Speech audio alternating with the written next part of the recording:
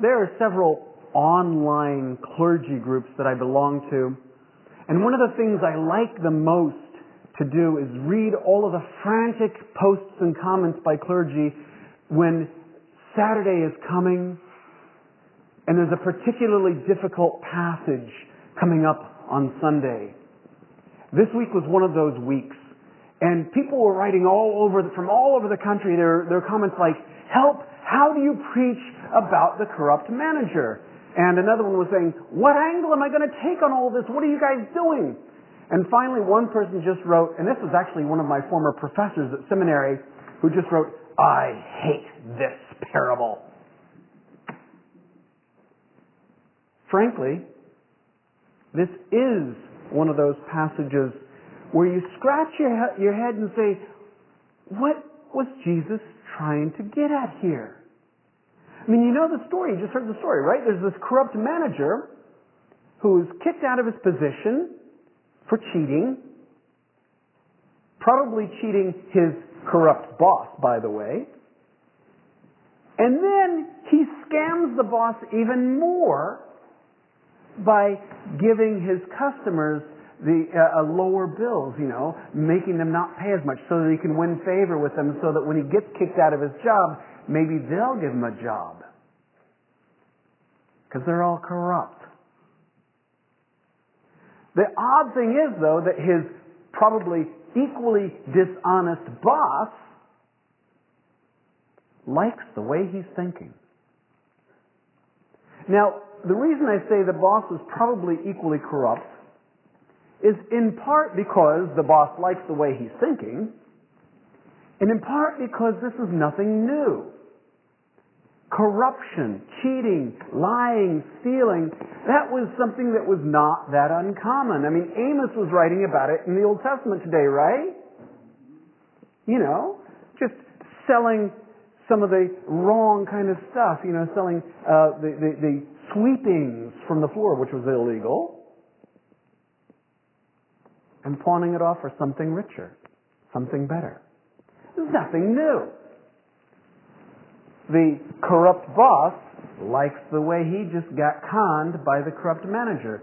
And you've seen stuff like this throughout history. You may have heard of a guy named Victor Lustig. Have you ever heard of him? He was the con man's con man. He was so good that he sold the Eiffel Tower twice. He was so good that he conned Al Capone. And at the end, Al Capone was so amused by this and so impressed by this, he gave the guy an extra $5,000. That's kind of how today's story reads. You've got corruption upon corruption upon corruption. And Jesus is saying, maybe you want to be like these folks. But is that any kind of example for us? Well, yes and no. Jesus assures the disciples that in the story he's telling, this corruption does in fact help the guy on earth. But notice how he says, make friends for yourself on this earth so that when that's all gone, that'll help you in the eternal realms. This is Jesus being just a little bit snarky, a little bit sarcastic. Jesus is saying essentially, oh yeah, that'll work here. Let's just see how well it works in heaven. It's almost one of those good luck with that kind of statements. But he wants to dig a little bit deeper than that even. Not only is he saying, oh yeah, getting rich by corrupt means here will make it look good here, but it's no good in heaven.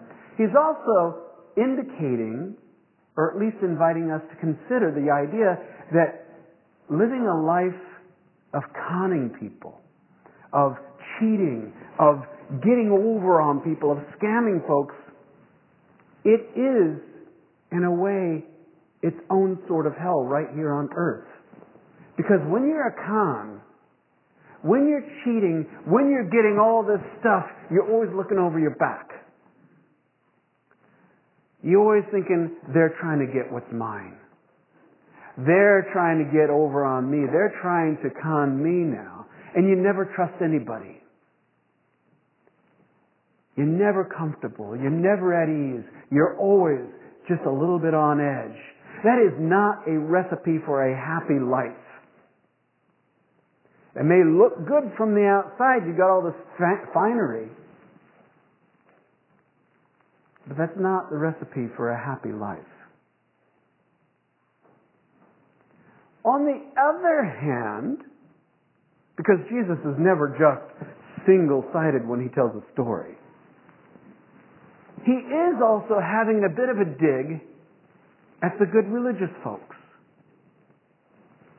Mark Twain had this famous line once where he's talking about a kid who was going to be perfect. He was going to be really good. And he said he was so heavenly minded that he was no earthly good.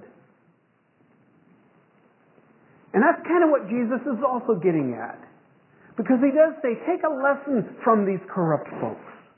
They're shrewd. They know the world.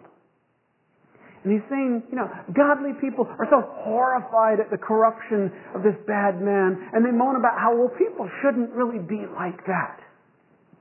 And Jesus is essentially saying, too bad people are like that. That is the world in which you live. It is no good to bury your head in the sand pretending that people are all nice and sweet and loving and kind. That's not the world in which you live, and you have to deal with that. He said this before. Remember in Matthew, where he's sending the 12 out, and he says, be innocent as doves, but as shrewd as snakes. Be innocent, but don't be naive. See what the world is.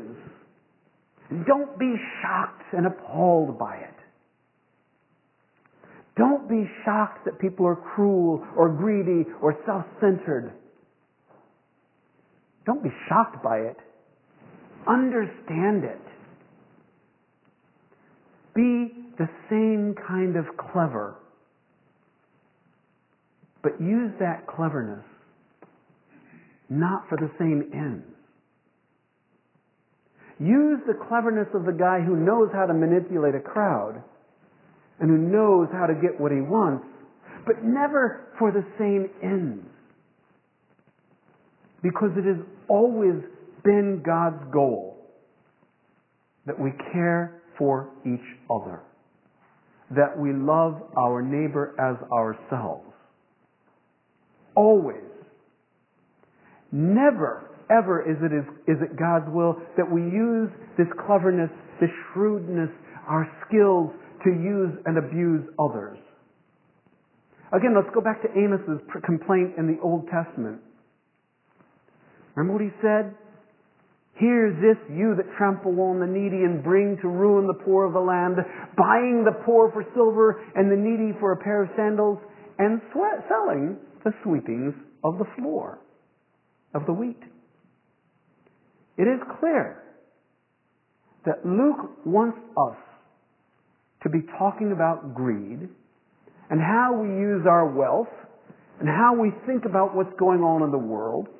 And it's clear that Luke wants us to be thinking about this because he places this story right between two other stories that talk about wealth and greed and power. Right before this story is the story of the prodigal son.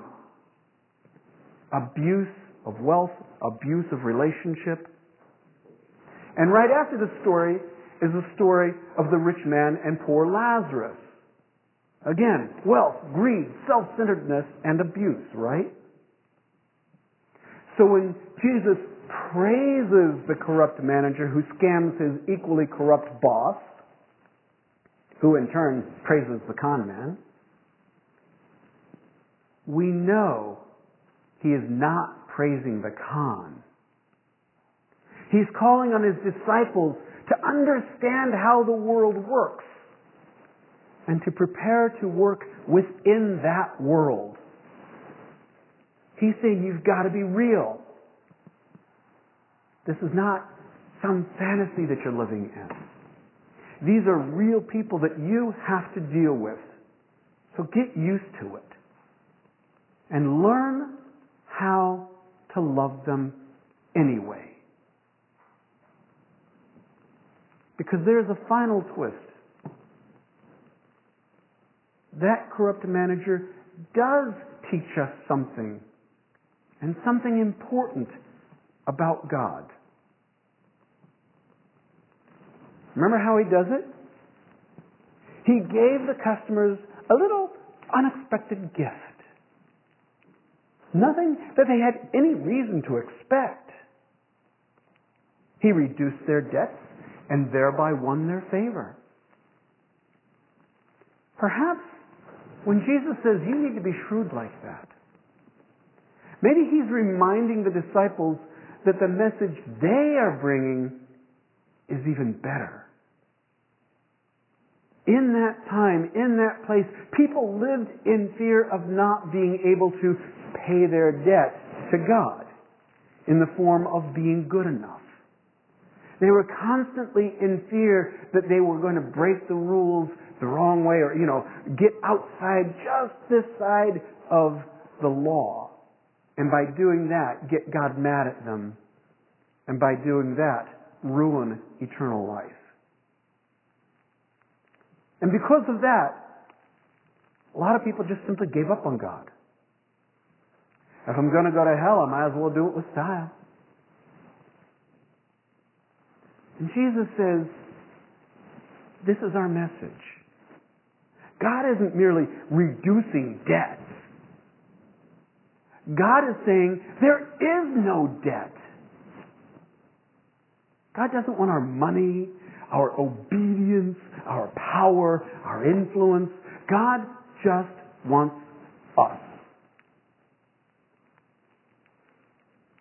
So while this is a tricky passage on the surface, to me at least, it makes perfect sense. Jesus may not embrace the goals or the intent of the corrupt manager or the corrupt boss, but he does call us to understand them and to love them. Amen.